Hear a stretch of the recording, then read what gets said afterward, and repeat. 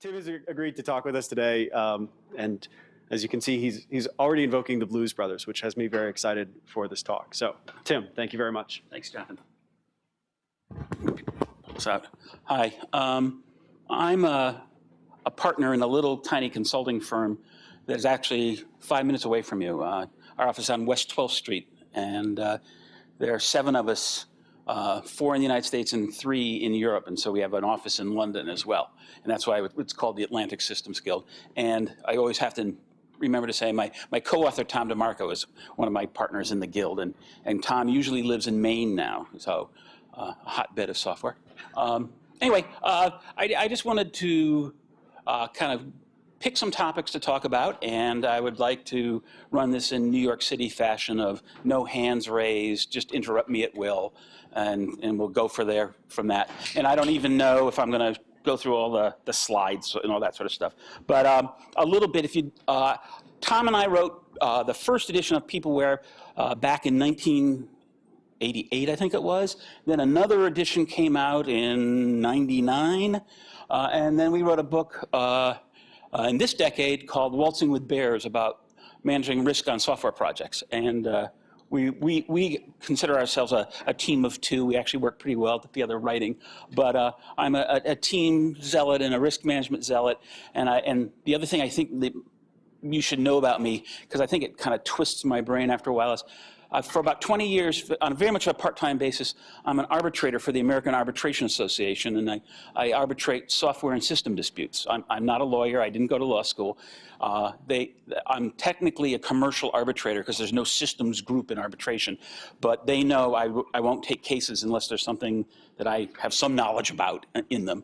And it's really kind of interesting to look at projects that go through that kind of new age American life cycle of analysis, design, code, test, litigate, and instead of operate, and to see all hell break loose on crazy projects and just craziness and emotional upset.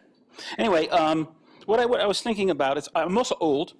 I discovered that recently, and with a couple of sections in this room, you look like my sons. So, and that's fine, that's great, and I'm all for that. So I've seen a lot. I guess everybody talks about experience. No, it's just you have a lot of years being in offices and seeing different kinds of places. I do mostly consulting, so I'm in all sorts of offices. We were talking about that before, and it's always amazing to me to come into different offices and feel the different kind of culture. And we're walking around in this space, and I've never been here before at all, even though I'm just down the road. And we're laughing about it as, who forgot the whiteboards? I mean, this place it's so weird. I mean, most places with a bunch of developers, there's writing everywhere. And you guys look oddly tidy. I don't know what's going on, but get more whiteboards. You'll feel happier. Trust me. Anyway, so topics I to discuss. And we might not even discuss them all. I picked a couple. Team magic, the plus sides of teams, that weird thing that happens every once in a while, but not very often, where teams really do something magical. Deming's points, I don't know if you know Deming very much at all, but he has 14 points, and there's one that is just bizarre, and I always bring it up to irritate people because Deming tells you not to do certain things in your organization, but he doesn't tell you what to do instead. But it's an interesting topic to talk about. I just want to show it to you and to get your take on it. I want to talk a little bit about agile methods in teams, because in the last decade or so, that's really caused a lot of change in kind of team formation, where in many organizations now, the agile teams would, for instance, have people selecting their own work rather than having a task assignment coming to developers or testers or whatever. And then I also want to talk a little bit about good old team-aside. Organizations still in the year 2006 practice it very well. The general inhibition of real team formation in certain kinds of ways that are probably subconscious, not conscious. But those are my topics to discuss. Let's pick a couple. The notion of team gel. When Tom and I wrote the book years ago, everybody who's in a group is on a team. And in most of the time, they show no team behavior. For instance, you'll have teams of hundreds of people where you don't even know their own names. And you can't be on a team if you don't know that person's name. in the sense of, a work group together. And one of the things that when we first wrote the book, we didn't consciously think of is that we didn't mean sports teams, and in America at least, not in Europe so much. In America, you say team, and everybody has the basketball team, the football team model. And that's, if you think about how we work in groups, that is not the model. I like the Glee Club model, or the swing band model, or something like that, where, yes, you have to try out to get into the Glee Club, but there's not an internal competition going on. The baritones aren't saying, gee, I hope the altos are off so we sound better compared to them, that kind of stuff. And, and they've got different voices as they're trying to put it together. The thing about sports teams that I put this slide together is, sports team has the wrong analogy because it is internally competitive. You have the bench and you have the starters. And, if you're on the bench, I can sum it up with this bubble I invented, right? If Matt turned his ankle, I'd be in, kind of thing, I'm the backup point guard, and I'm sitting on the bench, and yeah, I'm rooting for my team, but, and that's not what happens on gel teams, the magical teams, where everybody has plenty of work to do, and no one's sitting on the bench. I've never seen a bench in software, and kind of interesting. I mean, if you think about the bench notion, I've always been remarkable about it. I was talking to a guy at HP years ago about it, and he's saying, people come in and lob these late inbound requirements onto a team and just say, oh, we need this, and yeah, we're not going to change the delivery date or anything. Because that's okay, isn't it? And and the guy was saying, where are the cots where the programmers are sleeping that we can wake up and take on these new requirements, The bullpen model of software. And I've never seen that. Everybody's got a full plate everywhere you go. I know you guys get some time carved out for your own use, which was very sweet and very rare, but usually everybody's got more than enough to work to do on any given day. The thing about the gel teams that are kind of mysterious to me is the gel team is, it's even hard to describe it perfectly. I hope you've been on one. You may not have been on one yet. This is where something happens. It is not directly formulaic that Google or anybody could crank it out, but something happens where a group of people get together and they start to be able to finish each other's sentences in terms of the work that's being done. It's the easiest way to think about it. They start to have a common view of it, a common architecture might be it, or a great design theme might capture people, and they start to work on it together. And you watch where the team will have all sorts of interesting behaviors. One is when they focus, they really focus. I took this picture a while back, a couple years ago, and I show it to managers. I don't know who have managers, and this is my manager test, because if you look at that picture and you're a manager and you don't smile, you're in the wrong business. Go into agriculture or something, because it never gets better than that. Those two guys have no idea where they are, who's around them. They're looking at a piece of code together. They're pair programming it in this one. They're working a piece of code together, and they are loaded. They are locked. They're working as hard as they can possibly work together. And you get these bursts on these good teams where pairs are small groups of people put enormous amount of focus together. And then there'll be rest areas too, right? On a gel team, you'll see weird behavior, like stupid behavior and silliness turns out to be really important. And there'll be in-jokes on teams, gel teams. And in some organizations who are very, Presbyterian or whatever, get really uptight about, it really is sophomoric humor usually is what arises. Jokes and cartoons or whatever. And it seems to be a big vent. Something, I guess it's because of the focus. When you break your focus and you rest up, you need to have silliness in your life. And you'll see on gel teams lots of odd behavior, especially if you're not in the team, what looks like very odd 14-year-old behavior at times. And many organizations have a hard time with that, which I worry about. So it's more fun. People work very hard, but they will talk about these teams with great warmth in their heart. I have a friend who works in Phoenix, outside of Phoenix, and he's a very serious guy. And I'm with him in his office, and he works now at Honeywell Bull. So the old American Honeywell got bought by the French Bull.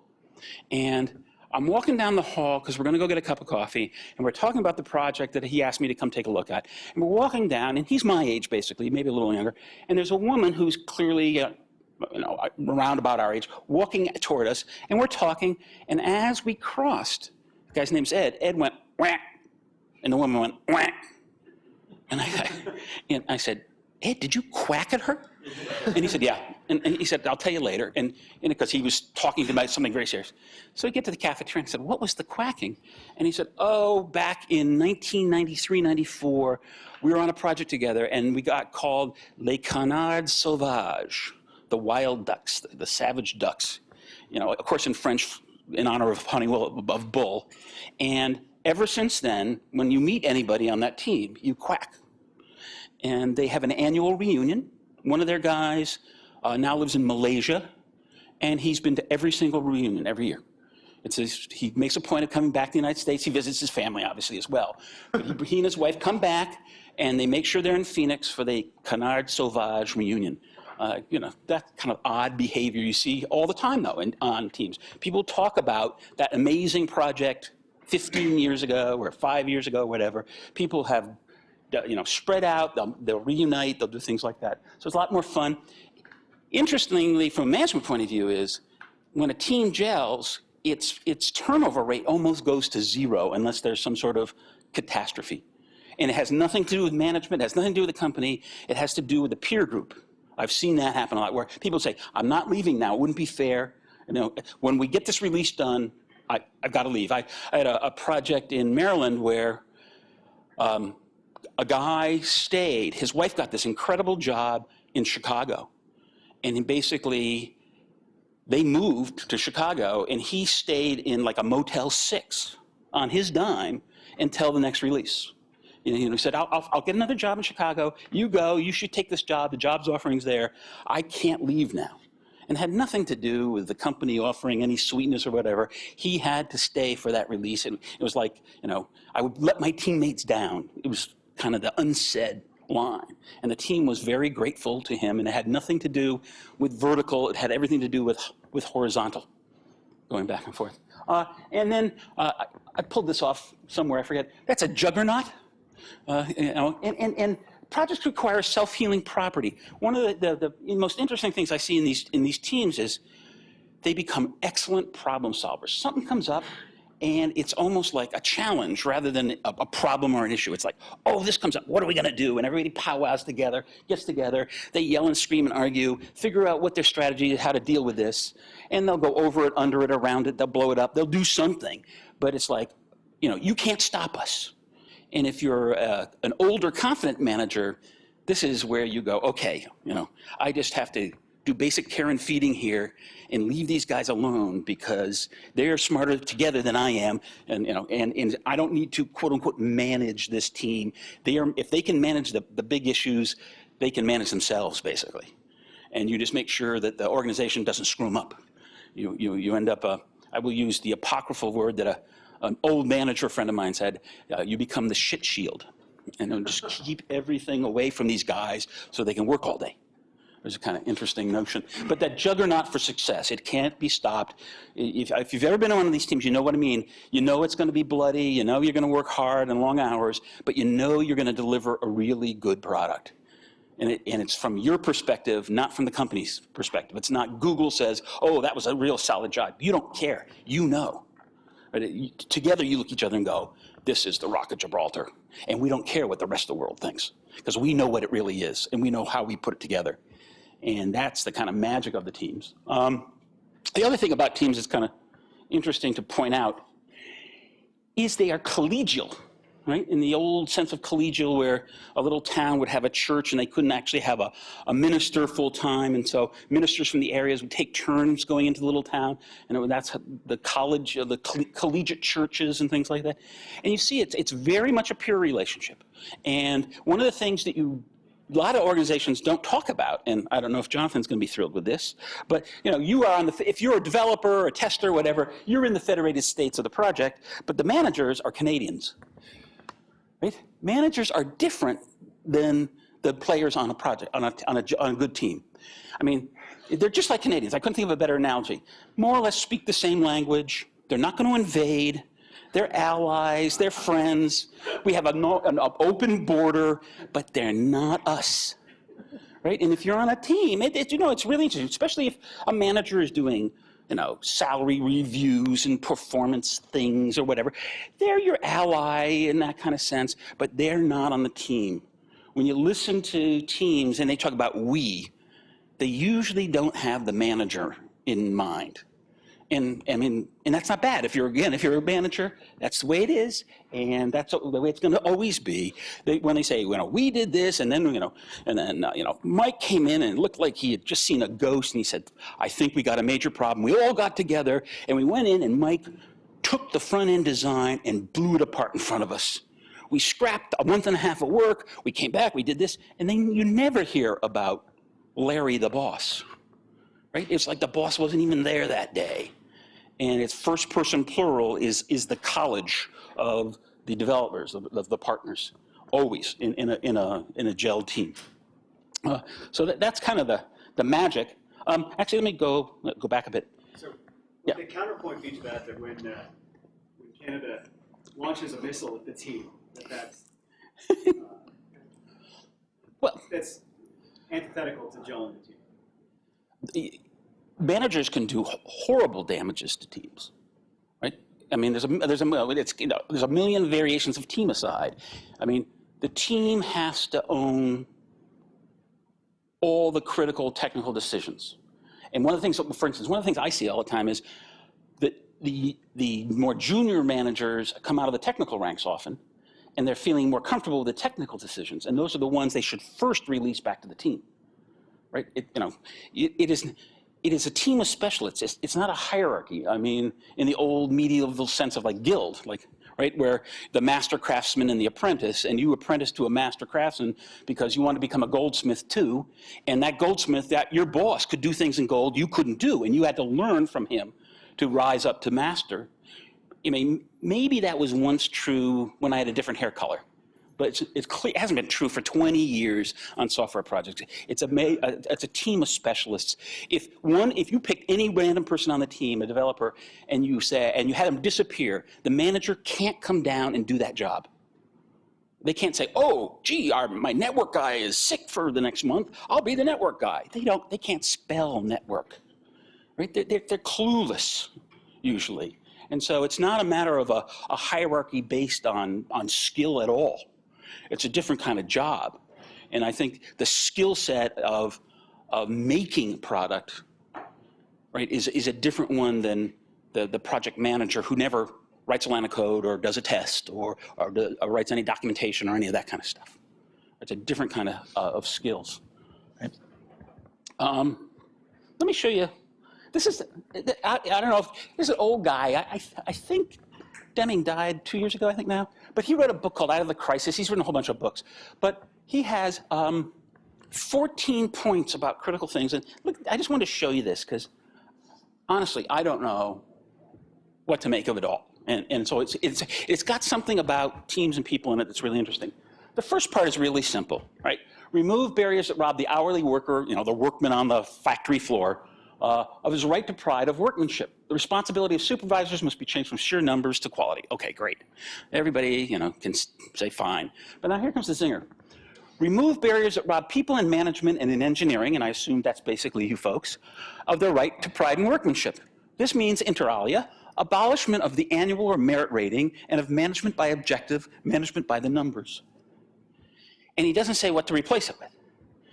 But he's basically, it's a really weird one here of, and he's not saying you might think of this. He's saying abolish the annual or merit rating. It's downright un-American. Most organizations, I don't know what Google has. As I said, I've never been here, but most organizations, you have some sort of time-based review. Some reviews are pure performance reviews, and others may have salary implications. And to some extremes, there's some sort of ranking. I just found this year the ultimate one. Lawrence Livermore Labs out in Livermore, California, force ranks all employees. There's an employee number one and an employee number last. No matter what they do, they're all in one list. So there's a manager and a janitor and a gardener, and your employee 37, the gardener is one hell of a gardener. I mean, you look at it, it's totally absurd.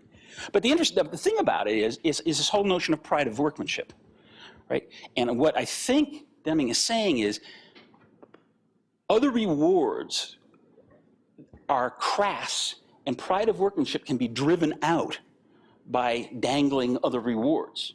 And you drive pride of workmanship out, and then the quality of the product goes right into the dumpster. And that pride of workmanship is fragile. And anything you do where you try to dangle incentives away from the pride of workmanship is very dangerous. And one of the things I see in gel teams is basically, without sounding dramatic, there's kind of a cult of quality. I mean, on a good team, there's almost not even talk about quality in the sense of this theoretical notion. I mean, it's all concrete stuff. But let's look at this code. Is it good enough to be part of the product? It's not a matter of what is the theory of quality. There kind of becomes a body of work that you're putting together. Or put it the other way is, I look at good developers, and I meet them all the time, and people tell you, you got to meet this guy, this young kid, he's a terrific developer. Their internal standard of quality is so above the standard of quality for the company that it's irrelevant to talk about company standards. It's just demeaning. It's just like, get away from me. I mean, a good engineer will not do some things. I mean, I had a couple of beers one time with a good friend of mine. That was his definition of a good software developer, is somebody who wouldn't do certain things. I'm just not going to write my code that way. I'm just not going to do it this way. I won't. I don't care what you do. I'm not going to do it. It's my standard, and the hell of the rest of the world. This is the way I work. I cannot work below this line. I just feel too uncomfortable. Right? I mean, it's just kind of like, working faster or slower. I mean, I don't know what this place is like, but people have this, you hear this kind of odd notion of we got to get this done, so let's get going. And people can't sustain working faster. It's like, try walking faster than you normally walk. You can't sustain that. You'll fall back to your natural walking pace. Right? I've been married for a long, long time. My wife and I walk at different speeds. And we finally, I tried everything. I would take shorter steps, or I'd do the dog thing where I'd walk ahead and come back to her. We'd go for a walk in the woods, and I'd go out and back. But if I walked at her pace, it was just driving me nuts. It was so slow. And finally, we decided to stay married and take separate walks. I mean, short walks are okay, but it's just impossible. And whether and the same goes for working slower, as though people want to work slower. If you look at productivity, you can't work slower than you want to for any amount of time. It's impossible. You'll just drive yourself crazy. Now, this is very generational. You ever listen to Bob and Ray? Bob and Ray were on the radio. They're wonderful. And Bob and Ray, I'm sure you can find them somewhere out there. Bob and Ray had this great routine where Ray was interviewing Bob, and Bob was the president of the slow speakers of America. And you listen to it, and it's funny for about 15 seconds, and then it's sheer agony. Because Bob would ask him a question like at this speed, Ray would answer. And the thing about individuals and teams is you have a comfort zone. The only thing you can do is try to work longer. You can't work faster, you can't work slower. And you can work longer up to a certain point. And if, I don't count myself as a developer anymore, but I played one on TV when I was a young guy. And, and there comes a time when you get dangerous, you're just too tired, you're too stupid, and you just don't do it because you're just going to damage stuff. Right? And so, things like overtime are great for short sprints, but sustaining it is crazy. I mean, when you're young, you can sustain a lot longer. I noticed, for instance, I'm going to predict this for you. I used to be able to write code for 4 hours where I didn't know where I was. I could concentrate for about 4 hours. I actually had eye infections. I used to wear contact lenses, and my doctor discovered that I wasn't blinking. And I could just lock in. And now that I'm an old guy, I can go maybe 45 minutes to an hour, even when I'm left alone and I fall out of it. I got to get up and walk around. I just can't hold that concentration anymore. But if you look at great software isn't built 9 to 5 or noon to 10. It's built in those enormous focused bursts where you hunker down and you work. And when Tom and I were writing Peopleware, you start to see that, where one of the things you see is, I don't know again about this workspace, is workspace is important because if it permits you to concentrate for those lengths of time.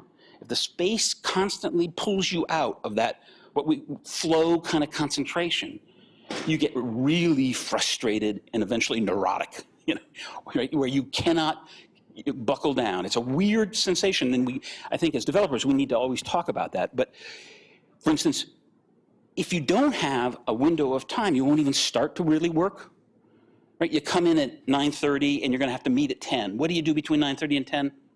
Email. Whatever, because you can't say, I'm going to start to write a piece of code for 30 minutes. Because as you get immersed, all of a sudden, boom, it's 10 o'clock and you got to write. So if you don't see a couple hours, you won't even start. Or if you start and then people start to grab you, like, hey, come over here, take a look at this. Again, if you're really good, it's like the cosmic eraser comes out of in your brain, and just everything that was in there just goes flying out. You deal with something else, you come back, and now you've got that cycle back up. And I don't know you, but most folks guesstimate, and it's somewhere around 10 to 20 minutes for a software developer to resume building a non-trivial piece of code, to get everything lined up into the gray matter, to have code come flowing out fingertips. It's a non-serious restart time. This pride of workmanship is fascinating to me. I don't know what to do about that. It turns out that the interesting thing about money in all is, it turns out, it looks like for most folks, it's hygiene. And I'd heard that term, and I guess it's the right way to talk it. It's either sufficient or it's insufficient. Either you say, I'm being rewarded for my contribution here at Google, and I feel it's fair, and you're working. Or you say, hey, I'm contributing way more than I'm getting reimbursed for, and I'm grouchy. I think I'm being used in some way.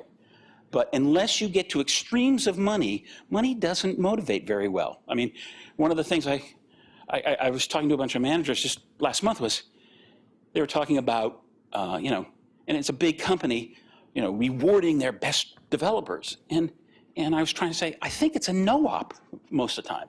The developer comes in and they say, here, we're having a hard time at Blatzko. We're giving you a 4% raise. That's the highest raise anybody's going to get. We had to battle for it. We love you. Here's your new money. And the programmer, the developer says, thank you very much, and goes back to work. I mean, they might go back to their desk and call home and go, hey, I got a raise. Let's go out to dinner. But then they go back to work. And it's not like they go, oh, I'm now making 4% more. I must be at least 4% more productive to be fair. They don't even think that way. They had an interesting problem. They were working on it. They got a raise. They went back and they're working on it. They don't go, oh my goodness. It's kind of a, so it does differ if you dangle huge amounts of dough out there. If somebody said to the team, you 3 guys, you deliver this, there's a $3 million bonus at the end, that changes behavior. But in most organizations, that's not what's happening. And it's not about to be happening, right, as you go through it. So, okay, let me talk, yeah, this is another one. Jonathan asked me to come talk for free. He says, this is what you get. And, it's a bunch of half-baked ideas, you get what you pay for.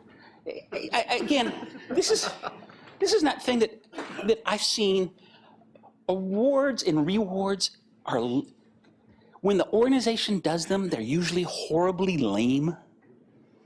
The only awards and rewards that seem to be meaningful are inside the team, where, somebody, and usually it's a meaningless award or reward. Somebody recognizes somebody else for busting their ass the last couple of days to get something done, and the team, buys them a pizza or something like that. But in most organizations, managers have this thing about, they want to reward their best producers or extraordinary work, and it always comes out kind of like a forced smile. I mean, I was at a company that builds CAD/CAM software, in Southern Ohio. And I've been in and out of there a bunch of times. And I was there one time when they had Software Day, which tells you something. Right. You know, it's the day when the software people are allowed to look at the CEO. You know, hey, there he is. You know? And the CEO is there, and they have, and so at one point, the CEO announced, you know, a special award, you know, to the I forget the name of the team, you know, the X27 project team, and you know, for a great year and all this stuff, and it must have been 400 or 500 developers and testers, and you know, and there's this, you know, clap. And the most interesting thing was they're saying, "Come on up, X27 team." These people looked like they were going to the gallows. They got up. They look so uncomfortable, and you could see everybody other teams were looking at them, going like, "What am I, chopped liver? I busted my hump this last. You know, we did a great job. Why they, you know?" And then the X27 guys have to go up and have their picture taken with the CEO, and you know, no one is smiling. No, it's just horrible. You know, and I went back to the manager and I said, "What was that about?" And you know, and he said, "Oh, every year we do this." And I said, You must have missed it," but no one was pleased, including the prize winners. And you know, again, awards and rewards are very odd, difficult things to make. You know, to pull the spirit that you intend off. And when I talk to managers, I always talk about be very careful. I had a manager who managed me, who had this really great thing. She would, and she later, we talked about it. She would pull you in private. Her big thing was always in private, never around anybody. If it was an individual who'd done something, tell them in private what you saw them do, why you thought that was extraordinary or whatever. Associate no award or reward to it at all. And just tell them you saw it and that, you know, that was terrific. And she said, I remember what she said to me. She said, "You'll blush, they'll blush, and it's the best thing you can do. You don't do it in front of other people. You don't make a big deal. One-on-one, you know, just a blatant compliment is about as good as it gets. And all the rest of the stuff is BS. I mean, just to give you a flavor, I don't know if you get this here. There's a project I'm working with now, and a group of 3 people came and worked literally Saturday. I think they slept in the office on Saturday night, Sunday. They were there Monday morning long enough to tell everybody what they'd done, and then they crashed. Tuesday, they came back in, and the manager had gotten those American Express dinner on us things, you know, dinner for 2, you know, and gave them to the 3 people in front of everybody. And I could see this one guy. He didn't do anything. He waited for the little ceremony to be over, and he gave it back to the manager, and he said, "I can't take this home." And the guy was like, "What do you mean you earned it?" He said, No, my wife will kill me. If she thinks I spent all the weekend, so she had to spend it with our kids alone for dinner, she'll shoot me. It has to be much more important than dinner. You know, in a sense, don't give me any reward. I told her this was really, really important to the project. So don't dangle macaroni and cheese in front of her nose and think she's going to be a happy trooper having lost a whole weekend. You know, and they got 2 little kids or something. And so always backfires. I don't know why. Okay. Who decides? The clown. Hiring. Again, you guys are probably, I shouldn't even bother to talk about this because you're growing so in many ways. But the Yankees versus growing your own is what my analogy was there. You know, you buy the talent versus you grow it. And one of the things that I see organizations do and that amazes me is they will be the Yankees. They will say, you know, and they hire in the most absurd way, you know, must have at least 8 years experience, and they name, you know, operating systems and, you know, must have deep knowledge of, you know, auto insurance, you know, or whatever it is. You know, you're just like, you gotta be kidding me, you know, that kind of stuff. And they end up in this kind of homogenized, white bread, boring organization where everybody has, you know, 4 years of Java or whatever they were looking for, as though that was the key to a great developer, right? And the grow your own folks, just to give you a feel for it, I don't know what you guys do, is the best organizations I've seen are usually the real hirers are the developers hiring the developers.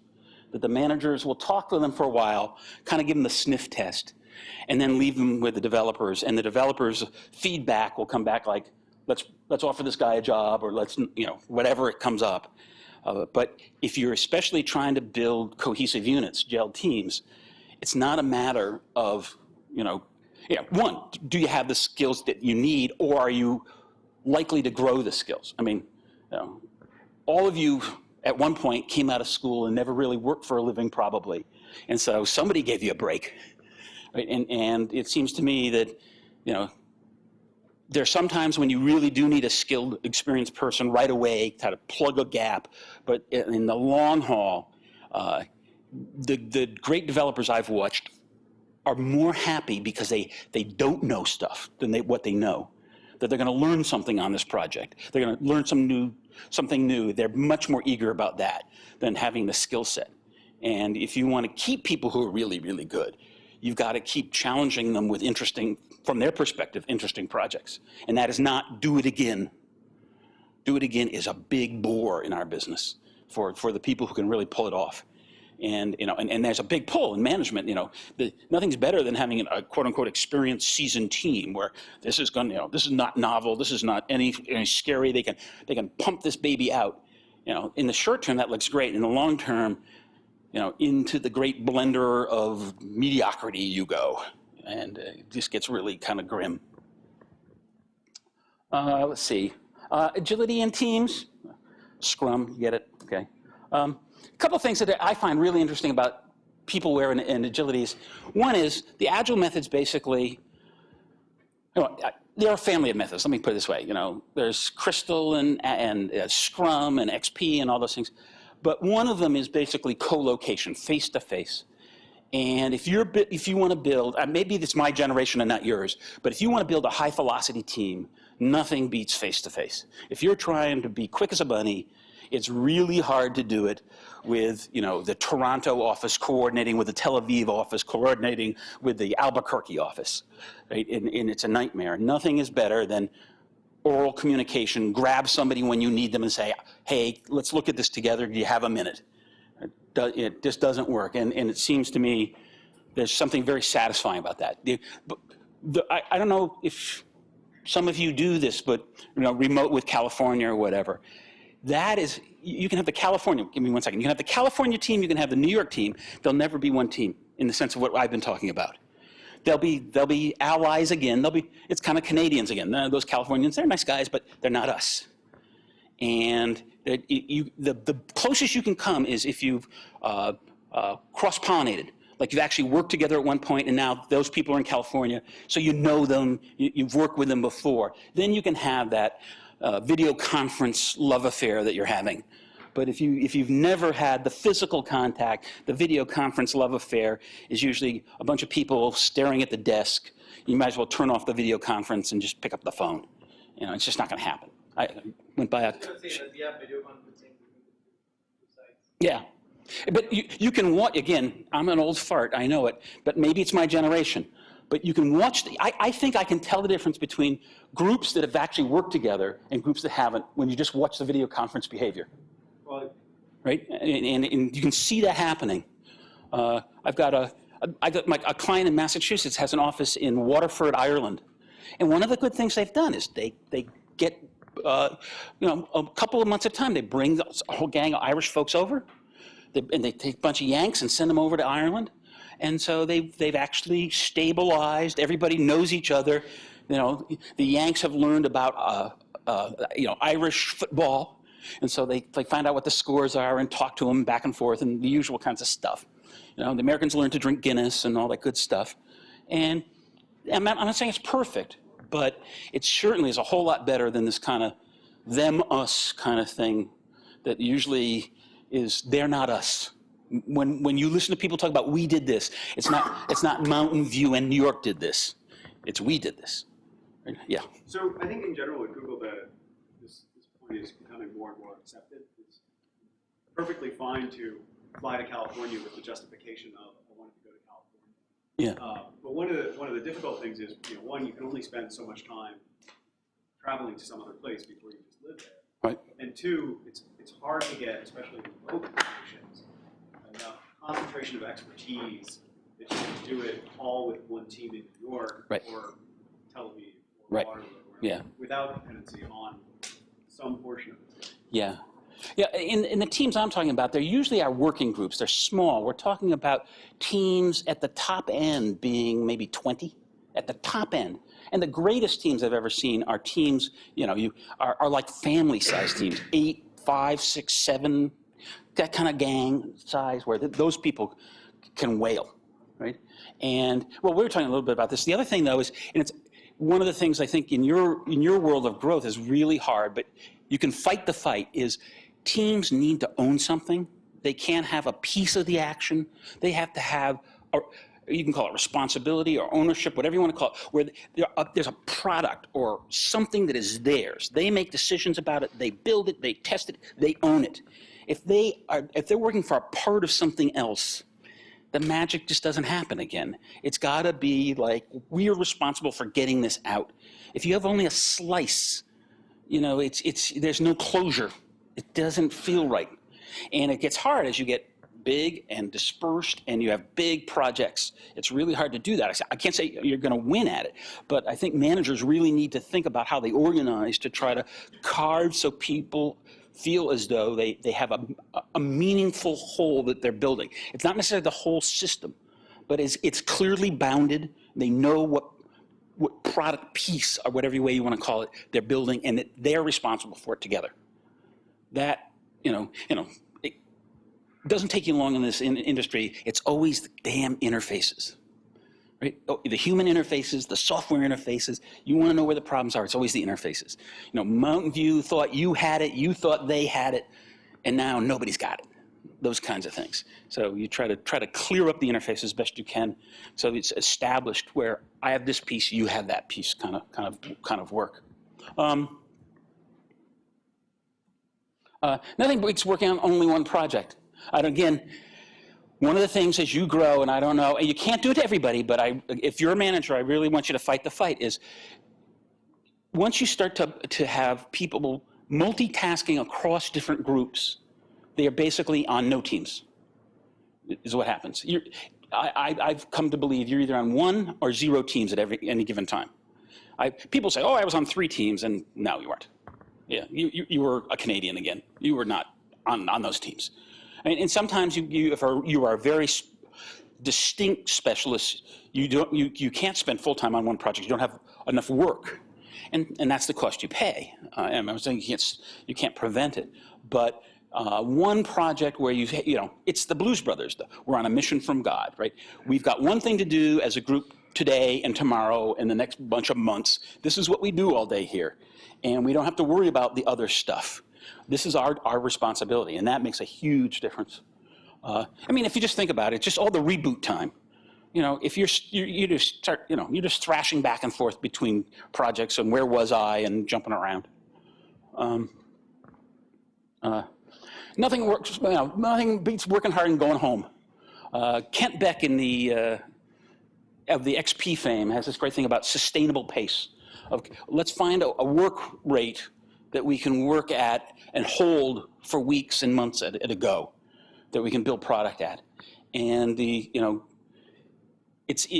everybody's got their own different kind of work habits. One of the hardest things I have is I got a lot of work in California, and my clients in California start at 7 in the morning. It's just like, give me a bagel and a cup of coffee at 8, please. That kind of thing. And I was talking to Jonathan and saying that this is more like the classic New York. Everybody kind of rolls in, and work starts sometime late in the AM usually, or whatever. And and you work till you have to go home or want to go home, that kind of thing.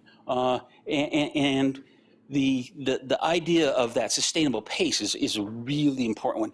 But again, I don't remember who said this. I don't know where I even heard it, but there's this great line of, don't forget, for every hour of overtime you get, you're going to get an hour of undertime later.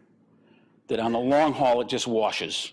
You work an 80-hour week this week, and if you're smart, you don't even show up next Monday. And if you're young, you go in Monday and you're smart, you know you're lethal. So you clean up all the things you pushed off while you were working that week before, the 8,000 emails and all the rest of it that you didn't answer, because you just can't keep that going. And so I'm a big fan of the notion of actually working in the workday. I know that sounds strange. One of the good things, the interesting thing about teams and the Agile stuff is they tend to have fewer meetings because it's more conversations. I talk to specifically someone rather than, if you think about it, there are darn few meetings in our world that need 20 people. I don't know if you guys have gotten into this, but as I watch organizations grow, they have these really odd meetings that are just mind-numbing. A couple hours of, like this size group, and you think, what's going on? Why do these people need this? And it's always like people get sent to the meeting because something might get decided. So somebody's sitting there kind of in neutral state and discovers that didn't get decided, and they go back to their team and report, and you just realize you're basically pissed away half a day. And that kind of bureaucracy is a disaster. Team aside, let me I'll shoot them up. Here are my 7 surefire ways to inhibit team formation. Right? Defensive management is a number 1. Managers who are trying not to let people make mistakes prevent teams from ever getting going. Right? Don't do that. The manager who thinks they are the senior technical expert when they're not. We're trying that kind of phenomenon. I'm not going to go through all of them. Bureaucracy is any work the team doesn't believe they should be doing. Right? I mean, if you think about it, I'm talking about a small team. The easiest way to think about it is, what's the most important work I could be doing now? And that's the stuff you work on. Right? And the rest of it comes out in the wash. I mean, you might have all sorts of interesting discussions along the way as, what are we building and what is the complete product? Not just the working code. What are the other things we have to build to call this a product? But that's a separate conversation. Once we know what our definition of product is, then we can drive by saying, what's the most important thing I can work on today? And I'll go attack that. And anything else is bureaucracy. It just will drive them crazy. Physical separation. Now, I don't know if this is going to happen here. We talk about, Ireland and New York and Mountain View. The kiss of death will be when you're on a project and there's 5 of you on this floor and 2 of you on 6 and another person on 8. Right? You've got all this open space and all this stuff, and they can't move you together. And they're telling you this is really important. Physical proximity seems to be a really big deal. I mean, incidental contact. If you watch the way teams work, I did a lot of work at Bell Northern Research in Nortel, and in the winter in Ottawa, and in the winter, I remember one team that was a really great team. People come in, some people get there earlier than others. I watched this great one. 2 people were talking. A guy comes in still in his parka, and he's walking down the hall, and somebody said, Mark, and Mark unzips his parka, and they're talking about some part of the design. And so the guy takes his parka off, and then another person came. The team kind of met in the hall as they appeared. And it was an amazing design meeting. They got a whiteboard they pulled out, and they're talking, and half the people have parkas on the floor, and the other people, hadn't even gone to their desk yet. That's how teams learn how to work. And they literally could park in one spot and have the whole team parading in to have this spontaneous meeting. And it just doesn't happen, right? I mean, you go to lunch with the people who you sit around. You'd like to have lunch some days with your teammates. That kind of phenomenon. Fragmentation of jobs, we talked about that. Click control, this is a weird one. Tom DeMarco and I were out in the Bay Area, and we were given a talk about peopleware a bunch of years ago. And the talk was over, and this woman from one of the companies in the Bay Area came up to us and said, the only time we officially talk about teams in our company is we have a rule that at the end of the project we must break them up. And I went, why? And she said, I think it's because they're afraid of clicks. And I don't know if you've ever met my partner, Tom, and if you ever get a chance, you should meet him. He's a wonderful guy. And Tom said, without any segue at all, he goes, what's the difference between a breeze and a draft? Maybe we put this in the second edition. And the woman kind of looked at him, and And I looked at Tom and I was like, wow, Alzheimer's hits fast, And, but I knew Tom, so I said, gee, Tom, I don't know. What's the difference between a breeze and a draft? And he says, a breeze is a cool puff of air that you enjoy, and a draft is a cool puff of air that you find annoying. And he ended. And obviously, DeMarco, in his own little cryptic way, is saying, what's the difference between a Tim and a click? It's whether you find them annoying or enjoying, right? Because they are tightly bound. There's loyalty to the federated states of the team.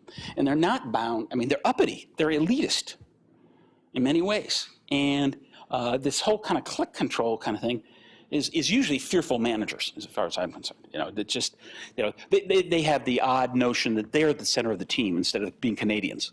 They think they're the, the little piece of dirt that the beautiful pearl will grow around in the oyster.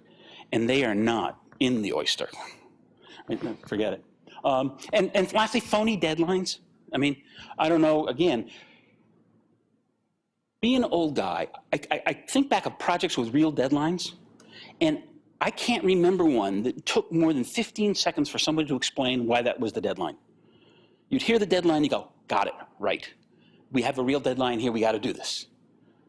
Somebody says, we're writing the software for analyzing exit polls for the 2006 election. We got a deadline. It's, November 7th. You go, right. If we deliver a day late, Katie Couric is pissed. Or whatever, So, we got a deadline. We understand that. But there'll be all sorts of deadlines. And then sometimes the deadlines are business deadlines. We have a contractual obligation to deliver this by this date. And everybody goes, got it. Otherwise, we have penalties that are severe. Got it. And don't talk to me anymore. I understand. We got to figure out how we can deliver within this constraint. But the phony deadlines are the ones that, this must be done by October 13th, 2007. And now that I'm old, I go, what time on October 13th? Can you be, give me Greenwich Mean Time here. Is it okay if I deliver by 5 p.m.? That kind of stuff. And you look at the date and you can say, where did this date come from? And the world won't start rotating. And why did you say October 13th? Why not September 13th or August 13th? And now being a hardened guy, I think October 13th is the earliest they could say and keep a straight face. What they're trying to say is, work fast, please, or whatever they're doing. But you look there, and teams are fragile. They need to perceive the possibility of success. Right? That's all. They don't need guarantees. Guarantees are for children anyway, right? Nothing worth doing in life is guaranteed. But they don't need guarantees, but they got to be able to look together and go, hey guys, we could pull this off. Let's go. And then they, but if they don't perceive, no one ever gets together and says, come on everybody, let's get together and lose. Let's get together, work our butts off, and then next fall will come and they're going to look at us and go, you're behind schedule. And implying, you slugs, you let us down. And people, they just can't, you look at that and say, I have a friend who's a manager down on Wall Street here, and he's a project manager. He's my age, and they keep trying to elevate him, and he just loves to run projects. He's just a masochist, and he has this thing of where now he's fearless because he's been around long enough. He doesn't need the money. He just likes to run interesting projects. His kids are all grown, and he talks about Groundhog Day. The movie Groundhog Day with Bill Murray. He says, I've been on this project before. I know how it ends. We're going to work and work and work, and we're not going to deliver, and then, we're going to, all of a sudden, magically, the functionality that had to be there by the fall will slip into the winter. We'll have the, save the delivery date meeting at the end. He goes through the whole thing. He says, I've been on this project, I've seen it.